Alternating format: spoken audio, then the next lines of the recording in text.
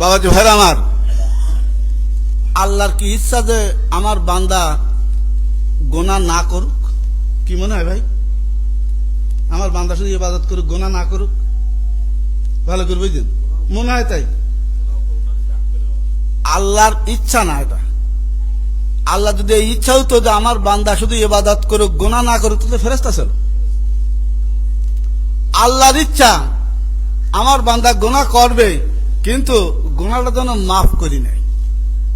আর মাফ করার একটা পথ আছে। এই বাংলাদেশে এমপি ইলেকশন হচ্ছে, কত লোক টাকা জমা দিল, স্ক্রুটিনি ফেল করে। কেন? নিশ্চয় কোন একটা শর্ত পূরণ হয়নি। গোনা মাফের জন্য আল্লাহ পাক কোরআনুল কারীমের মধ্যে যত জায়গায় বলেছেন, তার ভিতরে সূরা নিসা 64 নম্বর আয়াতটা বাড়ি দিয়ে দেখবেন। 64 নম্বর আয়াত, সূরা নিসা 64 নম্বর আয়াত। গোনা মাফের পথটা বলে দিচ্ছে। এক বাবা আদমের দেখেইছে যে গোনা মাফের পথ বলো, তোমার বাপের বলো গোনা মাফ হয়নি মুহাম্মদ সাল্লাল্লাহু আলাইহি ওয়াসাল্লাম ছাড়া। বুঝো, ওয়ালাউ আন্নাহুম ইয যালামু আনফুসাহুম যাউকা, হে রাসূল আপনি বলে দেন উম্মতদের, উম্মত যদি গুনাহ করে, এখন গুনাহ থেকে যদি মাফ পেতে চায়, প্রথম তাকে 3টি শর্ত পালন করতে হবে গুনাহ মাফের জন্য। গুনাহ মাফ করতে গেলে কটা শর্ত? 3টি শর্ত। 1 নম্বর, যাউকা এ রাসূল, ও আমার হাবিব, প্রথম শর্ত আপনার কাছে আসা লাগবে। ফাস্তাগফিরুল্লাহ, দ্বিতীয় শর্ত আপনার কাছে এসে তওবা করা লাগবে। এখনো গুনাহ মাফ হবে না, তৃতীয় শর্ত ওয়াস্তাগফারা লাহুমুর রাসূল, আমার রাসূল যদি তওবা সুপারিশ করিয়া দেয়, লা ওয়াজাদুল্লাহ তাওয়াবুর রহিমা, একটা লাম তাকিদ দিতেছে, অবশ্যই অবশ্যই এই 3টি শর্ত যদি পূরণ করে, তাহলে সেই বান্দা বান্দির গুনাহ মাফ হবে। আচ্ছা, তাহলে এই সুযোগ তো সাহাবীরা পেয়েছে, গুনাহ করছিল সাহাবীরা, যে মাফ পেয়েছে। এবার এই আয়াতের তাফসীর ইবনে কাসির বলছেন, রাসূলের দাফন করার 3 দিন পর সাহাবা কিরাম সব রওজার পাশে বসে মুমূর্ষ, মানে সব কান্নাকাটি করছে। এমন সময় একজন বেদুইন আসলো। বেদুইন এসে রাসূলের কদম মোবারকে, পা মোবারকের দিকে পড়ে গেলেন এবং কিছু ধুলা নিয়ে মুখে মাখলেন। আমার কাছে আছে, দেখে যেতে পারেন।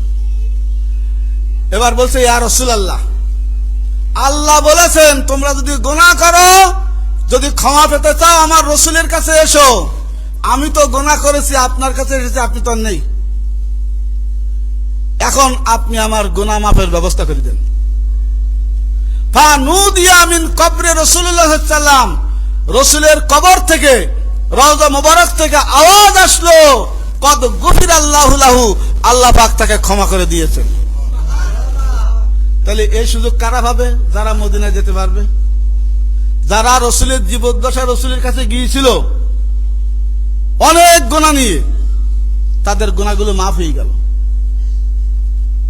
ওমর ফারুক রাসূলকে তলোয়ার দিয়ে হত্যা করতে গেলে সে বড় গুনাহ কি আছে? সেই ওমর ফারুক জান্নাতে 2 নম্বর টিকিট পেয়ে গেল।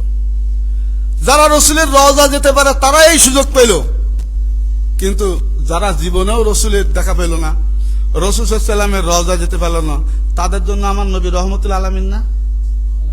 এই প্রশ্নটা করা হয়েছিল ইমাম হোসাইনের ছেলে ইমাম জয়নুল আবেদিনের কাছে, যে যারা রাসূলের কাছে যেতে পারবে না তাদের ব্যবস্থা কি?